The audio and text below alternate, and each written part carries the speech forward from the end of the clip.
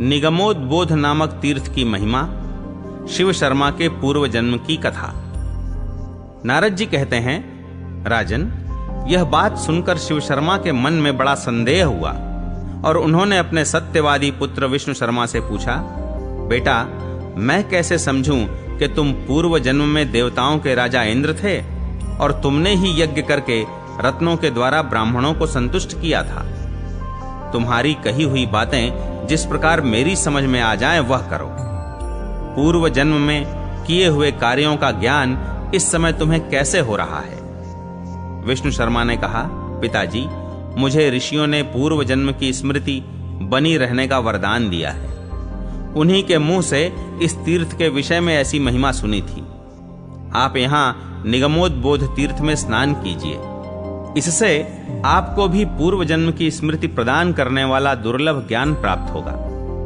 यह सुनकर विप्रवर शिव शर्मा ने पूर्व जन्म की स्मृति प्राप्त करने के लिए भगवान श्री हरि, श्री गंगा जी एवं अयोध्या आदि 7 पुरियों का स्मरण करके और भगवान गोविंद में चित्त लगाकर निगमोद्बोध तीर्थ में बार बार डुबकियां लगाकर स्नान किया। उसके बाद संध्या तर्पण किया। तदनंतर सूर्य को सादर अर्घ्य देकर विविध उपचारों से भगवान विष्णु का पूजन किया।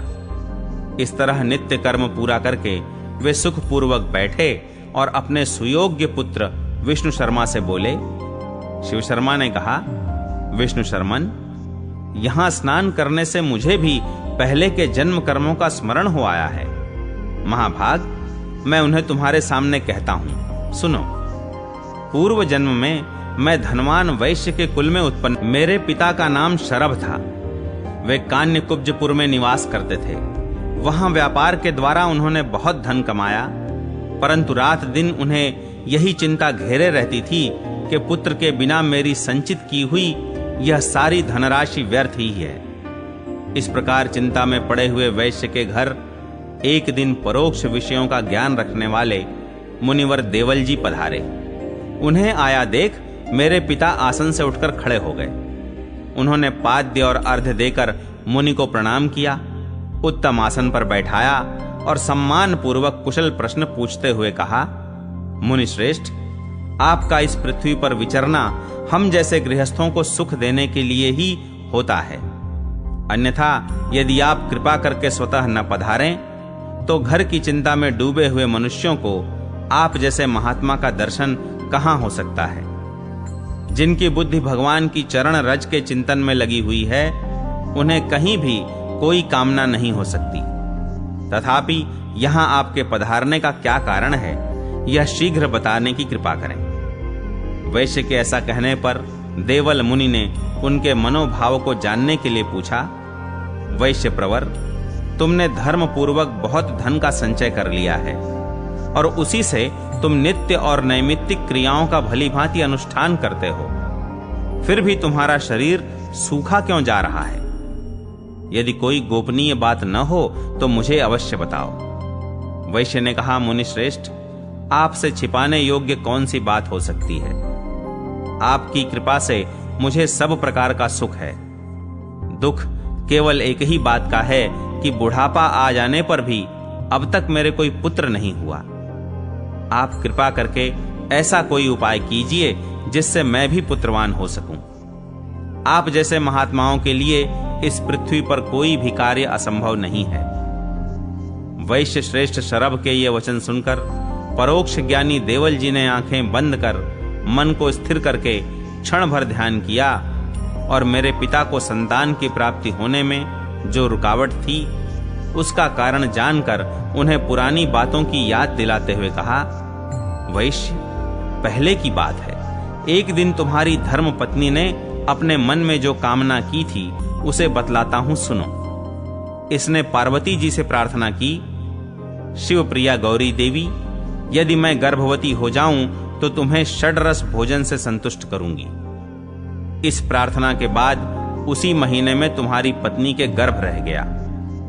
तब सखियों के अनुरोध से तुम्हारी पतिव्रता पत्नी ने तुम्हारे पास आकर विनय पूर्वक कहा, नाथ, मैं संपूर्ण कामनाओं को देने वाली पार्वती देवी की पूजा करना चाहती हूं, क्योंकि उन्हीं की कृपा से इस समय मेरा मनोरथ पूर्ण हुआ है। वैश्य प्रवर, अपनी पत्नी के ये शुभ वचन सुनकर तुम बहुत प्रसन्न हुए और तुमने मधु, अन्न, द्राक्षा और गंध आदि सब सामग्रियों को मंगवाकर अपनी पत्नी के हवाले कर दिया।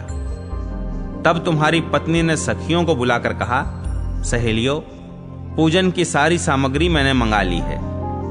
यह सब लेकर तुम लोग मंदिर में जाओ और विधिवत पूजा करके देवी को संतुष्ट करो। हमारे कुल में गर्भवती स्त्री घर से बाहर नहीं निकलती, इसलिए मैं नहीं चल सकूंगी। तुम ही लोग देवी की पूजा के लिए जाओ। तुम्हारी पत्नी की आज्ञा पाकर सखियां पूजा की सामग्री ले अंबिका के मंदिर में गईं। वहां उन्होंने पार्वती जी को प्रणाम और प्रदक्षिणा करके भक्ति पूर्वक कहा, जगदम्बे, तुम्हें नमस्कार है। शिव प्रिये, हमारा कल्याण करो।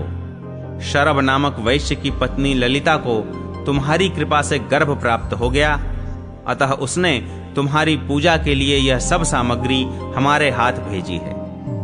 उसके कुल में गर्भवती स्त्री घर से बाहर नहीं निकलती, इसीलिए वह स्वयं नहीं आ सकी। देवी, तुम प्रसन्न होकर इस पूजन को ग्रहण करो।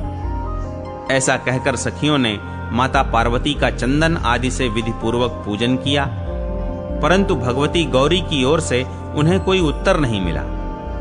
सखियां घर लौट आईं और तुम्हारी पत्नी से बोली कि इस पूजा से पार्वती जी प्रसन्न नहीं हैं। सखियों की बात सुनकर तुम्हारी स्त्री के मन में बड़ी व्याकुलता हुई। वह मन ही मन चिंता करने लगी कि उनके सुंदर मंदिर में पूजा के समय मैं स्वयं नहीं जा सकी, यही मेरा अपराध है। इसके सिवा दूसरी कोई ऐसी बात नहीं जान पड़ती जो उनकी अप्रसन्नता का कारण हो। जो बात बीत गई उसको तो बदलना असंभव है, किंतु मैं गर्भ से छुटकारा पाने पर स्वयं भगवती की पूजा के लिए उनके मंदिर में जाऊंगी। महादेव जी की पत्नी भगवती उमा को नमस्कार है, वे मेरा कल्याण करें। वैश्य ने पूछा, मुने, मेरी पत्नी ने जैसी प्रतिज्ञा की थी उसके अनुसार उसने पार्वती जी का पूजन किया, फिर उनकी अप्रसन्नता का क्या कारण है, यह बताने की कृपा करें। देवल जी ने कहा, वैश्यवर, इसका कारण सुनो। जब तुम्हारी पत्नी की सखियां स्कंद माता पार्वती का पूजन करके लौट आईं, तब विजया ने कौतूहलवश पार्वती जी से पूछा, गिरजे, ललिता की सखियों ने तुम्हारी श्रद्धा पूर्वक पूजा की है, फिर तुम प्रसन्न क्यों नहीं हुई? पार्वती जी ने कहा, सखी विजया, मैं जानती हूं वैश्य पत्नी घर से बाहर निकलने में असमर्थ थी, इसीलिए उसकी सखियां आई थीं। किंतु मेरी जैसी देवियां दूसरे के हाथ की पूजा स्वीकार नहीं कर सकती। उसका पति आ जाता तो भी उसका कल्याण होता।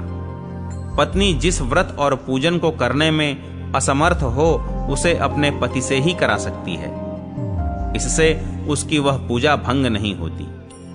अथवा अनन्य भाव से पति से पूछकर किसी श्रेष्ठ ब्राह्मण के द्वारा भी वह पूजा करा सकती थी, पर उसने न तो स्वयं पूजन किया और न पति से करवाया, इसलिए उसका गर्भ निष्फल हो जाएगा। यदि दोनों पति पत्नी श्रद्धा पूर्वक यहां आकर मेरी पूजा करेंगे तो उन्हें पुत्र की प्राप्ति होगी। वैश्य, तुम्हारे संतान न होने में यही कारण है जो तुम्हें बता दिया। जैसे पूर्व काल में महर्षि वशिष्ठ ने महाराज दिलीप को संतान प्राप्ति के लिए नंदिनी की सेवा बतलाई थी, उसे सुनकर राजा ने नंदिनी को संतुष्ट किया था और राजा की सेवा से प्रसन्न हुई नंदिनी ने उन्हें पुत्र प्रदान किया था।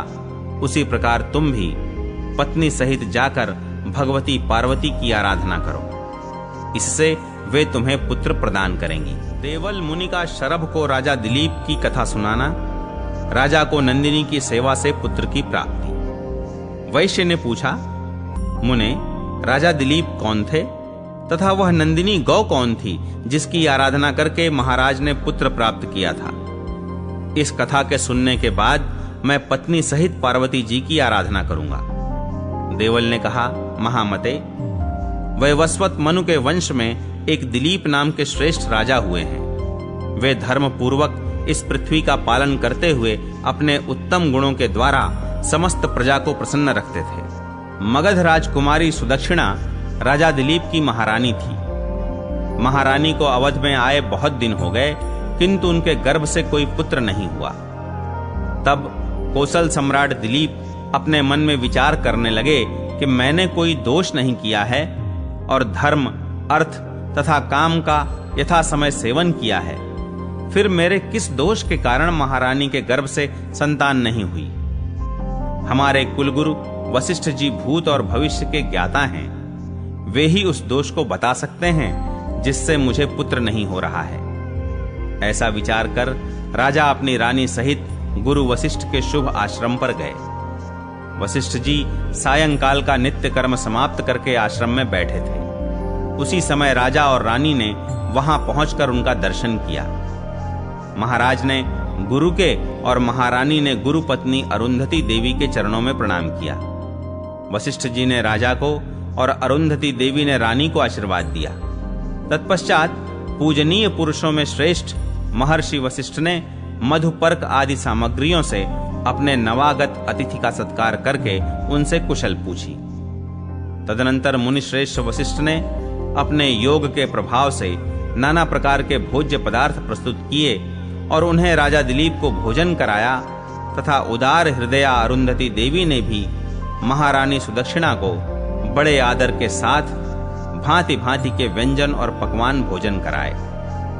जब राजा भोजन करके आराम से बैठे, तब सदा आत्म स्वरूप में स्थित रहने वाले मुनि उन विनयशील नरेश का हाथ अपने हाथ में लेकर पूछने लगे, राजन, जिस राज्य के राजा, मंत्री, राष्ट्र, किला, खजाना, सेना और मित्र वर्ग ये सातों अंग एक दूसरे के उपकारक एवं सकुशल हों, जहां की प्रजा अपने अपने धर्म के पालन में तत्पर रहती हो, जहां बंधुजन और मंत्री प्रेम और प्रसन्नता से रहते हों, जहां के योद्धा अस्त्र शस्त्रों के संचालन की क्रिया में कुशल हों, मित्र वश में हों और शत्रुओं का नाश हो गया हो, तथा जहां निवास करने वाले लोगों का मन भगवान की आराधना में लगा रहता हो, ऐसा राज्य जिस राजा के अधिकार में हो, उसे स्वर्ग का राज्य लेकर क्या करना है। राजन, इक्ष्वाकु कुल के धार्मिक नरेश पुत्र उत्पन्न करके उनको राज्य का भार सौंपने के बाद तप के लिए वन में आया करते थे। तुम तो अभी जवान हो, तुमने अभी पुत्र का मुंह भी नहीं देखा है, अतः तुम तपस्या के अधिकारी नहीं हो। फिर वैसा राज्य छोड़कर इस तपोवन में किस लिए आए हो?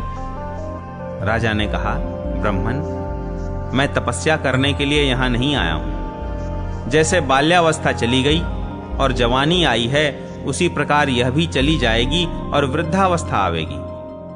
वृद्धावस्था के अनंतर मृत्यु निश्चित है। गुरुदेव, इस प्रकार यदि मैं पुत्र हुए बिना ही मर जाऊंगा, तो मेरे बाद यह पृथ्वी का राज्य किसके अधिकार में रहेगा? तपोनिधे, किस दोष के कारण मुझे पुत्र नहीं होता? गुरुदेव, मेरे उस दोष को ध्यान के द्वारा देखकर शीघ्र ही बताने की कृपा मुझे कीजिए।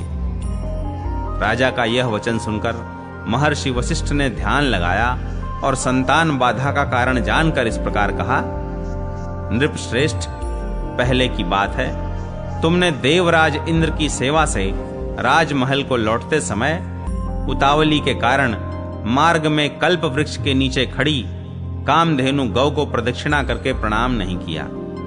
इससे कामधेनु को बड़ा क्रोध हुआ और उसने यह शाप दे दिया कि जब तक तू मेरी संतान की सेवा नहीं करेगा, तब तक तुझे पुत्र नहीं होगा। अतः अब तुम बछड़े सहित मेरी नंदिनी गौ की, जो कामधेनु की पुत्री है, इस बहू के साथ आराधना करो। यह नंदिनी तुम्हें पुत्र प्रदान करेगी। इसी समय नंदिनी गौ तपोवन से आश्रम पर आ पहुंची। उसे देखकर मुनिवर का मन प्रसन्न हो गया।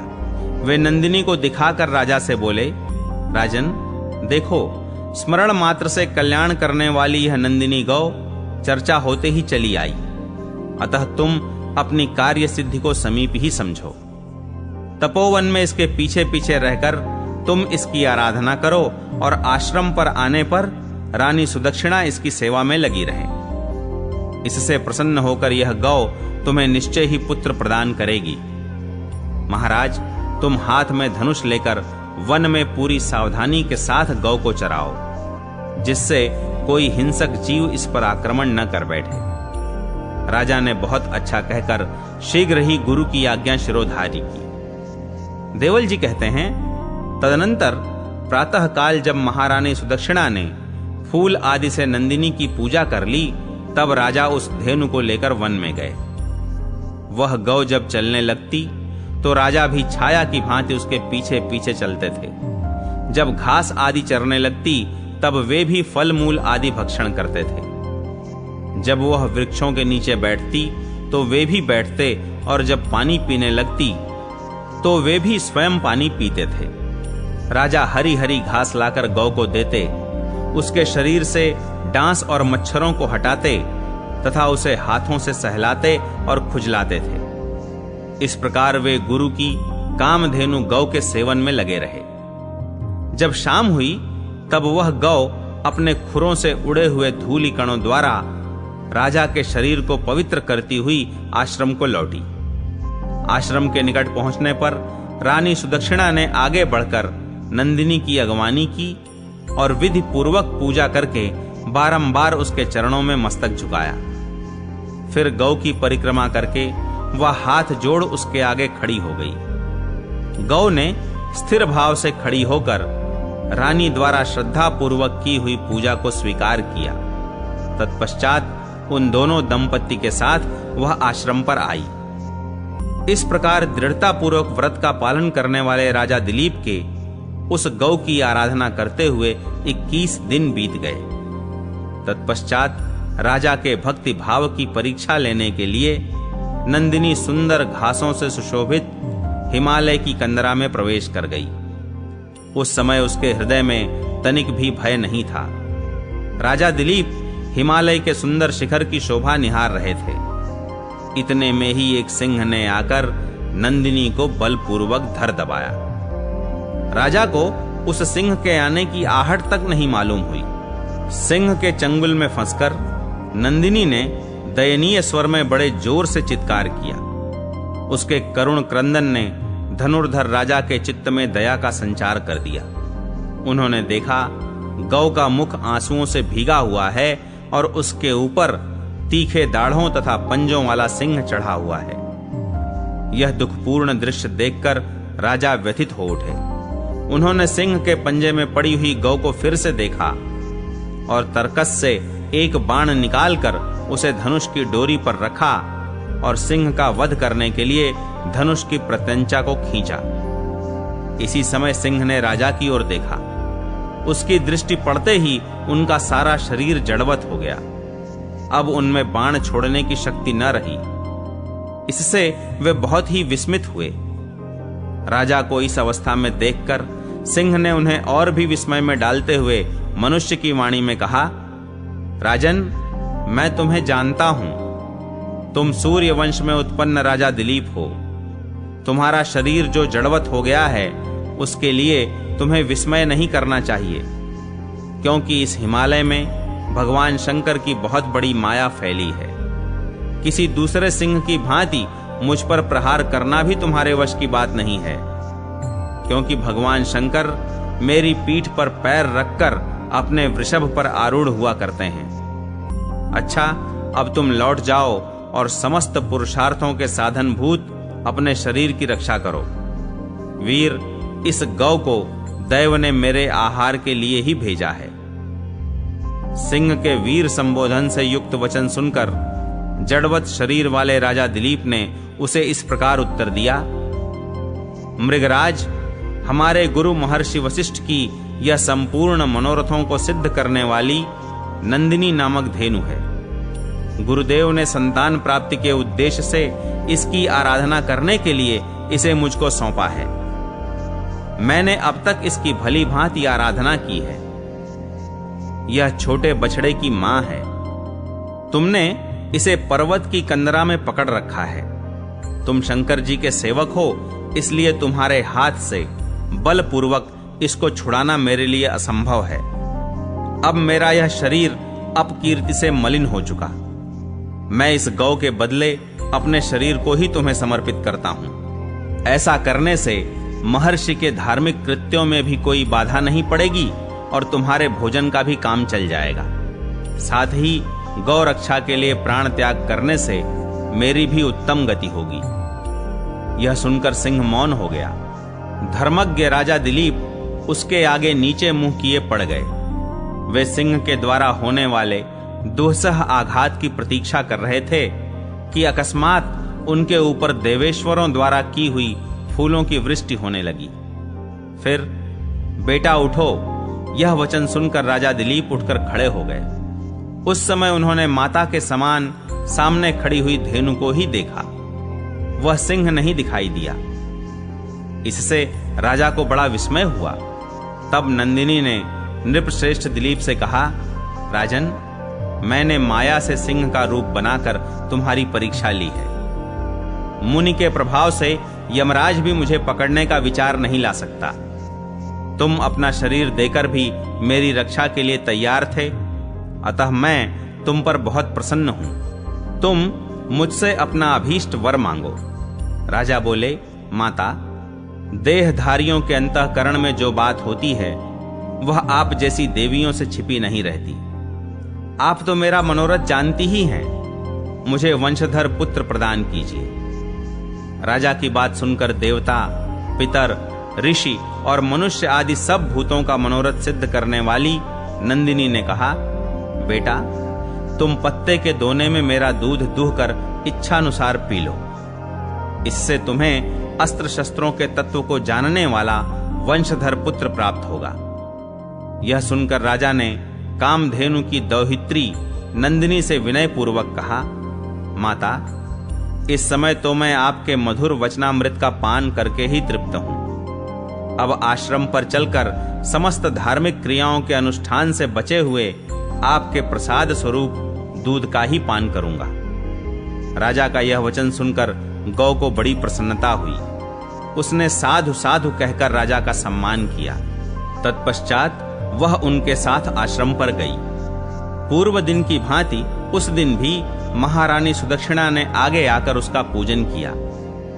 महाराज के मुख को प्रसन्न देखकर रानी को कार्य सिद्धि का निश्चय हो गया। वह समझ गई कि जिसके लिए यह यत्न हो रहा था वह उद्देश्य सफल हो गया। तदनंतर वे दोनों पति पत्नी विधिवत पूजित हुई गौ के साथ अपने गुरु वशिष्ठ जी के सामने उपस्थित हुए। उन दोनों के मुख कमल प्रसन्नता से खिले हुए देखकर ज्ञान के भंडार मुनिवर वशिष्ठ जी उन्हें प्रसन्न करते हुए बोले, राजन, मुझे मालूम हो गया कि यह गौ तुम दोनों पर प्रसन्न है, क्योंकि इस समय तुम्हारे मुख की कांति अपूर्व दिखाई दे रही है। कामधेनु और कल्प वृक्ष दोनों ही सबकी कामनाओं को पूर्ण करने वाले हैं, यह बात प्रसिद्ध है। फिर उसी कामधेनु की संतान की भली भांति आराधना करके यदि कोई सफल मनोरथ हो जाए तो आश्चर्य ही क्या है। यह पाप रहित कामधेनु तथा देव नदी गंगा दूर से भी नाम लेने पर समस्त मनोरथों को पूर्ण करती हैं। फिर श्रद्धा पूर्वक निकट से सेवा करने पर ये समस्त कामनाएं पूर्ण करें, इसके लिए तो कहना ही क्या है। राजन, आज इस गौ की पूजा करके रानी सहित यहीं रात्रि बिताओ। कल अपने व्रत को विधि पूर्वक समाप्त करके अयोध्यापुरी को जाना। देवल जी कहते हैं, वैश्यवर, इस प्रकार धेनु की आराधना से मनोवांछित वर पाकर राजा दिलीप रात्रि में पत्नी सहित आश्रम पर रहे। फिर प्रातः काल होने पर गुरु की आज्ञा ले वे राजधानी को पधारे। कुछ दिनों के बाद राजा दिलीप के रघु नामक पुत्र हुआ, जिसके नाम से इस पृथ्वी पर सूर्य वंश की ख्याति हुई, अर्थात रघु के बाद वह वंश रघुवंश के नाम से प्रसिद्ध हुआ। जो भूतल पर राजा दिलीप की इस कथा का पाठ करता है उसे धन धान्य और पुत्र की प्राप्ति होती है। शरभ, तुम भी इस वधू के साथ जा श्रेष्ठ पुत्र की प्राप्ति के लिए अपनी बुद्धि से आराधना करके पार्वती जी को प्रसन्न करो।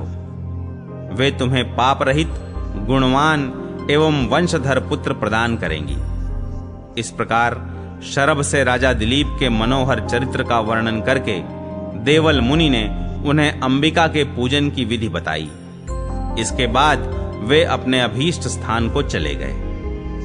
शरभ को देवी की आराधना से पुत्र की प्राप्ति, शिव शर्मा के पूर्व जन्म की कथा का और निगमोद्बोधक तीर्थ की महिमा का उपसंहार। शिव शर्मा कहते हैं, विष्णु शर्मन, तदनंतर शरभ वैश्य ने अपनी पत्नी के साथ मंदिर में जाकर पुत्र की कामना से विधि पूर्वक स्नान करके पुष्प, धूप और दीप आदि के द्वारा भक्ति पूर्वक पार्वती जी का पूजन किया। इस प्रकार 7 दिनों तक श्रद्धा पूर्वक पूजन करने के बाद माता पार्वती ने प्रत्यक्ष दर्शन देकर कहा, वैश्य, तुम्हारी सुदृढ़ भक्ति से मैं बहुत प्रसन्न हूं। साधो, तुम जिसके लिए प्रयत्नशील हो वह पुत्र मैं तुम्हें देती हूं। अब तुम इंद्र के खांडव वन में जाओ, विलंब न करो। वहां परम पुण्यमय इंद्रप्रस्थ नामक उत्तम तीर्थ है। उस तीर्थ में बृहस्पति जी के द्वारा स्थापित किया हुआ सर्व कामप्रद निगमोद्बोधक तीर्थ है। उसमें पुत्र की कामना से स्नान करो, तुम्हें अवश्य पुत्र प्राप्त होगा। देवी के आज्ञानुसार शरभ पत्नी के साथ इस उत्तम तीर्थ में आए और पुत्र की इच्छा से उन्होंने यहाँ स्नान किया। फिर ब्राह्मणों को अन्य उपकरणों सहित 100 गौएं दान की तथा देवता और पितरों का विधि पूर्वक तर्पण किया। फिर 7 दिन वहां रहकर वे घर लौट आए। उसी महीने में वैश्य पत्नी को गर्भ रह गया। समय पर मेरा जन्म हुआ। मेरे योग्य होने पर एक दिन पिताजी ने संसार से विरक्त होकर मुझसे कहा कि घर तुम संभालो, मैं विषय कामनाओं को छोड़कर श्री हरि की भक्ति, तीर्थ भ्रमण और सत्संग रूपी औषधि का पान करके संसार रूपी रोग का नाश करूंगा। इस प्रसंग में उन्होंने बार बार विषयासक्ति की निंदा और भगवत भक्ति की प्रशंसा की। मैंने श्री गंगा जी की प्रशंसा करते हुए पिताजी से प्रार्थना की कि अपने समीप ही श्री गंगा जी बहती हैं, इन्हें छोड़कर आप अन्यत्र न जाइए। पिताजी मेरी बात मानकर घर पर ही रह गए। वे प्रतिदिन तीनों समय श्री गंगा जी में स्नान करते और पुराणों की कथा सुनते रहते। एक दिन उन्होंने इंद्रप्रस्थ तीर्थ की बड़ी महिमा सुनी और तब से वे यहाँ आकर मोक्ष कामना से निगमोद्बोधक तीर्थ का सेवन करने लगे। कुछ दिनों बाद उन्हें भयंकर ज्वर हो आया। तब यह समाचार पाकर मैं भी यहाँ आ गया। मेरे आने के बाद तीर्थराज के जल में आधा शरीर रखे हुए पिताजी की मृत्यु हो गई। उसी समय स्वयं भगवान विष्णु यहाँ पधारे और पिताजी को श्री वैकुंठ धाम में ले गए। पिताजी को भगवान विष्णु का सारूप्य प्राप्त हुआ देखकर उनका अंतिम संस्कार करने के बाद मैं भी भगवान का चिंतन करता हुआ मोक्ष की कामना से यहीं रहने लगा। शिव शर्मा की यह बात सुनकर उसके पुत्र विष्णु शर्मा ने कहा, महान तीर्थ में निवास करने पर भी आपको फिर से जन्म क्यों लेना पड़ा? मुक्ति कैसे नहीं हुई? इसके उत्तर में शिव शर्मा ने कहा कि एक दिन मैं भगवान के ध्यान में बैठा था। महर्षि दुर्वासा उसी समय पधारे और मुझे चुप देखकर उन्होंने शाप दे दिया कि इस जन्म में तेरा मनोरथ पूर्ण नहीं होगा। मेरे बहुत गिड़गिड़ाने पर उन्होंने कहा, अगले जन्म में ब्राह्मण होकर तुम यहीं मृत्यु को प्राप्त होगे और फिर तुम्हें जन्म नहीं लेना पड़ेगा। तदनंतर फिर मैं घर लौट आया और मैंने संसार के समस्त भोगों को अनित्य मानकर श्री भगवान नाम कीर्तन और भजन करने का निश्चय किया। कुछ दिनों बाद गंगा तट पर मेरी मृत्यु हो गई। दुर्वासा जी के कथनानुसार वैष्णव ब्राह्मण कुल में मेरा जन्म हुआ। अब इस उत्तम तीर्थ में मृत्यु को प्राप्त होकर मैं श्री हरि के वैकुंठ धाम में जाऊंगा। नारद जी कहते हैं, राजा शिवी, इस प्रकार अपने अपने पूर्व जन्म के कर्मों का वर्णन करके वे दोनों पिता पुत्र श्री हरि के चरण कमलों का चिंतन करते हुए यहाँ रहने लगे और अंत में दोनों ने भगवान के समान रूप प्राप्त कर लिया। इंद्रप्रस्थ के द्वारका, कोसला, मधुवन, बदरी, हरिद्वार, पुष्कर, प्रयाग, काशी, कांची और गोकर्ण आदि तीर्थों का महात्म्य। राजा शिवी बोले, मुने, अब मुझे इंद्रप्रस्थ के सैकड़ों तीर्थों में से अन्य तीर्थों का भी महात्म्य बतलाइए। नारद जी ने कहा, राजन, इंद्रप्रस्थ के भीतर यह द्वारका नामक तीर्थ है। इसकी महिमा सुनो। कांपिल्य नगर में एक बहुत सुंदर और संगीतज्ञ ब्राह्मण रहता था। उसके गान की सुरीली ध्वनि से नगर की स्त्रियों के मनों में उसके प्रति पाप वासना युक्त बड़ा आकर्षण हो गया। नगर के लोगों ने जाकर राजा से शिकायत की।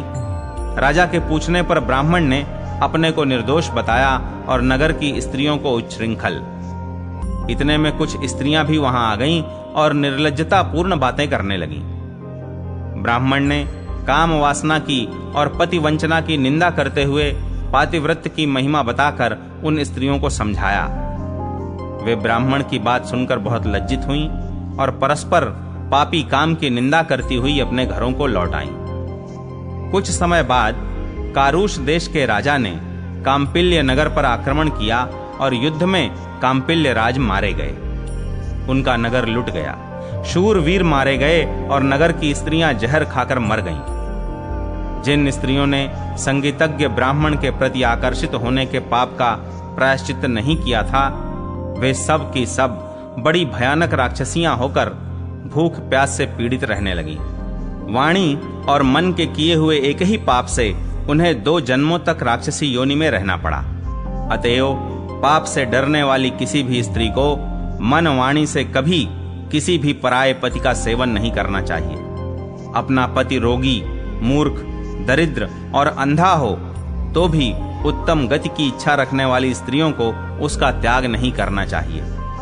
ये राक्षसियां इंद्रप्रस्थ के द्वारका नामक तीर्थ से जल लेकर पुष्कर जाते हुए ब्राह्मण के कमंडल से जल की कुछ बूंदें पड़ते ही निष्पाप हो गईं और भयानक राक्षसी शरीर से मुक्त होकर स्वर्ग में चली गईं। इसी इंद्रप्रस्थ में कोसला अर्थात अयोध्या नामक एक तीर्थ है। इसके विषय में भी एक पुण्यमय उपाख्यान है। चंद्रभागा नदी के किनारे एक पुरी में चंडक नामक एक जुआरी, शराबखोर, व्यभिचारी, डकैत, हत्यारा और मंदिरों का सामान चुराने में चतुर एक नाई रहता था। उसने एक दिन अपने समीप ही रहने वाले मुकुंद नामक धार्मिक और धनवान ब्राह्मण के घर में चोरी करने के लिए प्रवेश करके ब्राह्मण को मार डाला। इससे उनकी स्नेहमयी माता और सती पत्नी को बड़ा दुख हुआ और वे आर्त स्वर से विलाप करने लगी। इतने में ही मुकुंद के गुरु वेदायन नामक सन्यासी वहां आ पहुंचे।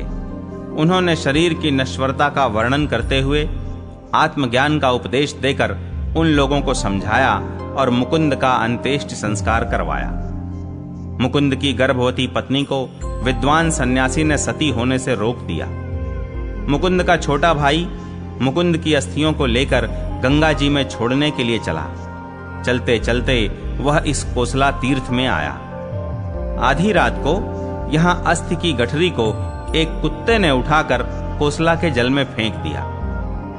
अस्थियों के जल में पड़ते ही मुकुंद दिव्य विमान पर चढ़कर वहां आया और उसने तीर्थ के महात्म्य का वर्णन करते हुए यह बताया कि मेरी हड्डियों के तीर्थ में पड़ते ही मैं नरक से निकलकर इस उत्तम गति को प्राप्त हुआ हूं। नरक मुझे इसीलिए प्राप्त हुआ था कि मैं गुरुद्रोही था। अब मैं उस पाप से मुक्त होकर 14 इंद्रों के काल तक सुखपूर्वक स्वर्ग में निवास करूंगा। यों कहकर वह देवता के समान सुंदर शरीर वाला ब्राह्मण देखते ही देखते तत्काल स्वर्ग को चला गया। अब उस चंडक नाई की कथा सुनो। मुकुंद की हत्या का समाचार पाकर राजा ने चंडक को पकड़ मंगवाया और उसे चंद्रभागा से 8 कोस की दूरी पर ले जाकर चांडालों के द्वारा मरवा डाला। वह मारवाड़ देश में काला सांप हुआ। एक ब्राह्मण अपने माता पिता की हड्डियां गंगा जी में डालने के लिए एक पेटी में रखकर लाया था और वह कुछ साधुओं के दल के साथ वहीं आकर ठहरा जहां सांप रहता था।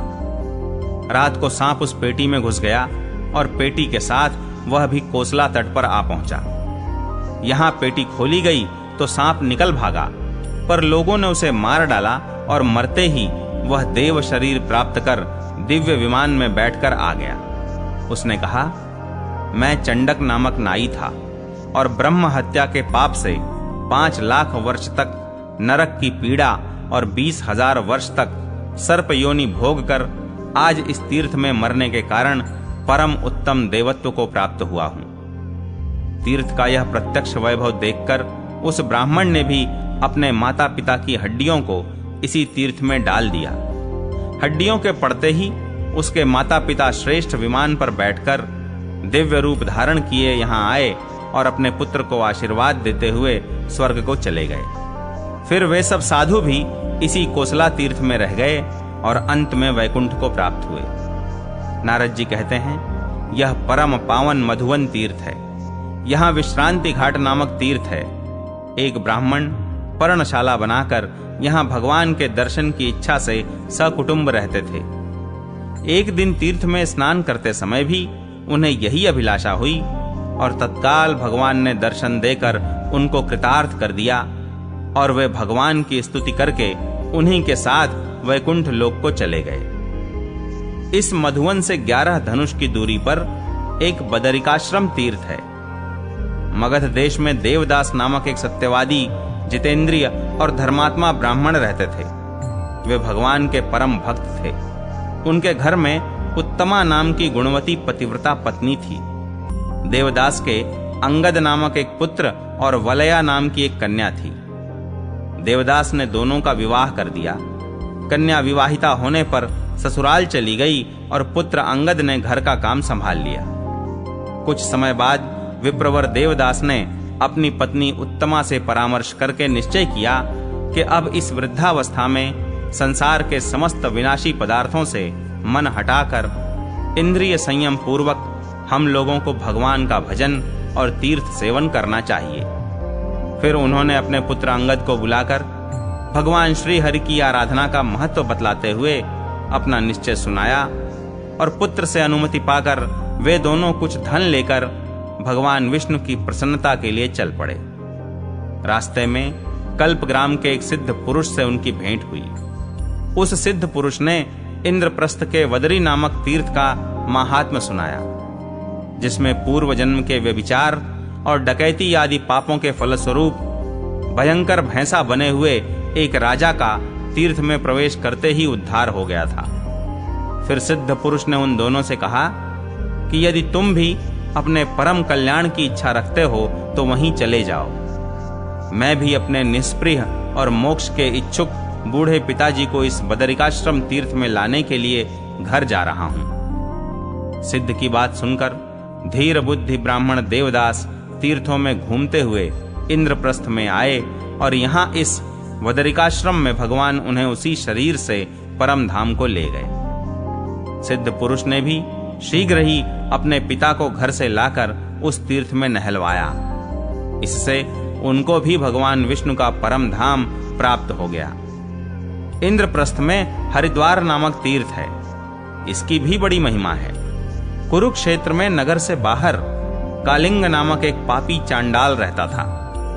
एक बार सूर्य ग्रहण के समय आए हुए एक धनी वैश्य के पीछे वह लग गया और कुरुक्षेत्र से उस वैश्य के लौटने के समय इसी हरिद्वार में आधी रात के वक्त उस पापी ने वैश्य के खेमे में चोरी करने की चेष्टा की और 2 पहरेदारों को मार डाला।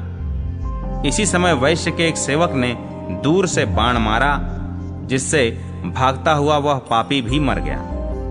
तदनंतर चांडाल द्वारा मारे हुए वैश्य के दोनों पहरेदार और वह चांडाल तीनों देवताओं के द्वारा लाए हुए विमान पर चढ़कर वैश्य से बोले, देखो इस तीर्थ का महात्म्य। यह हरिद्वार पापियों का भी कल्याण करने वाला है। यूं कहकर वे स्वर्ग लोक को चले गए। दूसरे दिन वैश्य ने अपने दोनों पहरेदारों के शरीरों का दाह संस्कार कराकर उनकी हड्डियां हरिद्वार तीर्थ में डलवा दी। इसके परिणाम स्वरूप वे दोनों भाग्यवान स्वर्ग से लौटकर भगवान विष्णु के परम धाम में चले गए। तदनंतर बुद्धिमान वैश्य ने अपने घर जाकर सांसारिक कार्यों को धर्म पूर्वक करते हुए भगवान की भक्ति में मन लगाया और अंत में इसी वैकुंठ धाम की प्राप्ति कराने वाले तीर्थ में आकर मृत्यु को प्राप्त हुआ। अब इंद्रप्रस्थ के पुष्कर तीर्थ का महात्म्य सुनो। विदर्भ नगर में मालव नामक एक ब्रह्मवेत्ता, शांत, विद्वान, हरिभक्त, देवता, ऋषि, पितर, मनुष्य और समस्त भूत प्राणियों के पोषक ब्राह्मण रहते थे। वे एक समय जब बृहस्पति सिंह राशि पर थे, दान करने के लिए 10,000 स्वर्ण मुद्राएं साथ लेकर गोदावरी नदी में स्नान करने को चले। उन्होंने आधे रुपए अपने पुंडरीक नामक भांजे को देने का विचार किया और आधे अन्यान्य क्षत्रिय ब्राह्मणों को। गोदावरी के तट पर पहुंचने के बाद मालव के बुलाए हुए उनके भांजे पुंडरीक भी वहीं आ गए और उन्होंने अपना आधा धन पुंडरीक को दे दिया। पुण्यात्मा पुंडरीक ने अपने धन में से चौथाई भाग प्रसन्नता पूर्वक श्रोत्रिय ब्राह्मणों को दिया। इसके बाद वे अपने मामा मालव से उपदेश, आशीर्वाद और संदेश प्राप्त करके अपने घर की ओर लौटे और कुछ दिनों बाद इस कल्याणप्रद तीर्थ में आए। यहाँ आकर अपने छोटे भाई भरत को खून से लथपथ और अंतिम श्वास लेते हुए पृथ्वी पर पड़ा देखा। कुछ ही देर में पीड़ा से छटपटाकर उसने प्राण त्याग दिए। उसी समय आकाश से एक विमान उतरा और दिव्य देह धारण करके भरत उस पर जा बैठा। फिर उस समय भरत ने भाई पुंडरीक से कहा, भाई जी, इस समय मैं तुम्हें मारकर मामा का दिया हुआ धन छीनने के लिए आया था और तुम्हारी ही घात में था, परंतु आधी रात के समय बाहर से आए हुए व्यापारियों के सेवकों ने मुझे चोर समझकर मार दिया। पर इस पुष्कर तीर्थ के प्रसाद से मैंने दिव्य देह प्राप्त कर ली। मैं एक बार बाजार में किसी अनाथ बालक को मरा देखकर उसे उठाकर गंगा जी के सुंदर तट पर ले गया था और कफन आदि से ढककर उसका दाह संस्कार किया था। उसी पुण्य से मुझे इस तीर्थ की प्राप्ति हुई। धर्मात्मा पुंडरीक ने भाई भरत की सद्गति देखकर अपने हृदय में अनुमान किया कि यह तीर्थ मनः कामना पूर्ण करने वाला है। फिर उन्होंने माघ भर भगवान विष्णु अपने साक्षात स्वरूप से मेरे घर में पधार कर निवास करें, इस कामना से पुष्कर तीर्थ में स्नान किया। तदनंतर घर लौटकर पौष की पूर्णिमा के दिन घर को भली भांति सजाकर उत्सव किया, ब्राह्मण भोजन करवाया और भगवान का गुणगान करते हुए जागरण किया। भगवान के पधारने की प्रतीक्षा तो थी ही, दूसरे दिन सचमुच ही भगवान उसके घर पधार गए। पुंडरीक ने आनंदमग्न होकर आसन, अर्घ्य आदि के द्वारा भगवान की पूजा की और फिर स्तवन करके माघ भर घर में निवास करने के लिए उनसे प्रार्थना की।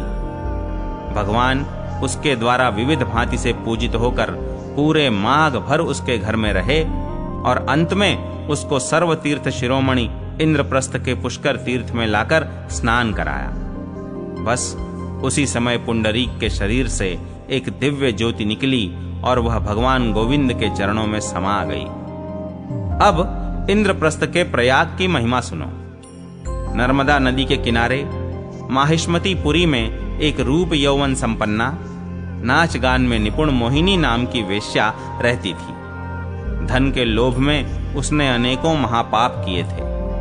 वृद्धावस्था आने पर उसको सुबुद्धि आई और उसने अपना धन बगीचे, पोखरे, बावली, कुआं, देव मंदिर और धर्मशाला बनवाने में लगाया। यात्रियों के लिए भोजन और जगह जगह जल की भी व्यवस्था की। एक बार वह बीमार पड़ी, अपना सारा धन ब्राह्मणों को देना चाहा, पर ब्राह्मणों के न लेने पर उसने एक भाग अपने दासियों को और दूसरा परदेशी यात्रियों को दे दिया। स्वयं निर्धन हो गई। इस समय जरदगवा नामक मोहिनी की एक सखी उसकी सेवा करती थी। भाग्यवश कुछ दिनों में वह अच्छी हो गई, पर निर्धनता की अवस्था में जरदगवा के घर रहने में उसे बड़ा संकोच हुआ और वह घर से निकल गई। एक दिन मोहिनी वन के मार्ग से जा रही थी। चोरों ने उसके पास धन समझकर लोभ से उसे मार दिया, पर जब धन नहीं मिला तब वे उसे वन में ही छोड़कर चल दिए। अभी मोहिनी की सांस चल रही थी। उसी समय एक वानप्रस्थी महात्मा इस प्रयाग के जल को कमंडलू में लिए वहां आ पहुंचे और तीर्थ की महिमा कहते हुए उन्होंने मोहिनी के मुख में वह जल डाल दिया। उस समय मोहिनी के मन में किसी राजा की महारानी बनने की इच्छा थी। मुंह में प्रयाग का जल पड़ते ही मोहिनी मर गई और दूसरे जन्म में वह द्रविड़ देश में राजा वीर वर्मा की हेमांगी नामक महारानी हुई। राजमंत्री की लड़की कला उसकी सखी थी। एक दिन हेमांगी कला के घर गई और कला ने एक सोने की पेटी में उसे एक विचित्र पुस्तक दिखाई जिसमें अवतारों के चित्रों के साथ साथ सारे भूगोल का मानचित्र था। मानचित्र देखते देखते हेमांगी की दृष्टि इस प्रयाग तीर्थ पर पड़ी और उसे तुरंत अपने पूर्व जन्म का स्मरण हो आया। तदनंतर उसने घर लौटकर अपने पति से पूर्व जन्म की सारी घटनाएं सुनाकर प्रार्थना की कि नाथ, मैं उस तीर्थ जल के प्रसाद से ही आपके घर की रानी बनी हूं। इस समय आपके साथ चलकर इंद्रप्रस्थ के मनोवांछा पूर्ण करने वाले तीर्थराज प्रयाग का दर्शन करना चाहती हूं। जब मैं उस तीर्थराज के लिए चल पड़ूंगी तभी अन्न जल ग्रहण करूंगी। राजा के पूरा विश्वास न करने पर उसी समय आकाशवाणी ने कहा, राजन, तुम्हारी पत्नी का कथन सत्य है। इंद्रप्रस्थ के परम पवित्र प्रयाग तीर्थ में जाकर तुम स्नान करो, इससे तुम्हारी सारी इच्छाएं पूर्ण हो जाएंगी। तब तो राजा आकाशवाणी को नमस्कार करके मंत्री को सारा भार सौंप हेमांगी के साथ चल पड़े और कुछ दिनों में इंद्रप्रस्थ के प्रयाग में आ पहुंचे। इस प्रयाग स्नान के पुण्य से हम पर भगवान विष्णु प्रसन्न हों, इस इच्छा से तीर्थ में स्नान करते ही भगवान विष्णु और ब्रह्मा जी क्रमशः गरुड़ और हंस पर बैठे हुए वहां आ पहुंचे। राजा वीर वर्मा ने मस्तक झुकाकर भगवान के दोनों स्वरूपों को प्रणाम किया और एकाग्र चित्त से उनकी विलक्षण स्तुति की। फिर हेमांगी ने उनका स्तवन करके मनोरथ पूर्ण करने की प्रार्थना की। भगवान विष्णु और ब्रह्मा जी ने प्रसन्न होकर हेमांगी की बड़ी प्रशंसा की और फिर दोनों को अपने साथ सत्यलोक में ले गए। अब इंद्रप्रस्थ के काशी तीर्थ का परम पवित्र तथा यश और आयु को बढ़ाने वाला महात्म्य सुनो। सत्य युग में इंद्रप्रस्थ के काशी तीर्थ में शिंशपा के वृक्ष पर एक कौवा रहता था और उसके नीचे खोखले में एक बहुत बड़ा सांप। एक दिन आंधी आई और शिंशपा का वृक्ष उखड़कर गिर पड़ा। उसके नीचे दबकर सांप और कौवा मर गए। फिर तो शिंशपा, कौवा और सांप तीनों ही दिव्य रूप धारण करके 3 विमानों पर सवार होकर भगवान के वैकुंठ धाम में चले गए। पूर्व जन्म में वह कौवा कुरजांगल देश में श्रवण नामक ब्राह्मण था और एकांत में अकेला मिठाइयां उड़ाया करता था। वह काल सर्प उसी ब्राह्मण का भाई कुरंटक था, जो बड़ा नास्तिक, निर्दयी, वेद मार्ग को तोड़ने वाला और देवताओं का निंदक था। और वह शिंशपा पेड़ बनी हुई श्रवण की स्त्री कुंठा थी, जो दोनों के ही दोषों से युक्त थी। इसीलिए वह स्थावर बनकर दोनों का ही आश्रय हुई। इन दोनों भाइयों ने एक दिन किसी पथिक की कुएं में पड़ी हुई गौ को बाहर निकाल दिया था और घर आने पर कुंठा ने बहुत अच्छा कहकर उनके कार्य का समर्थन किया था।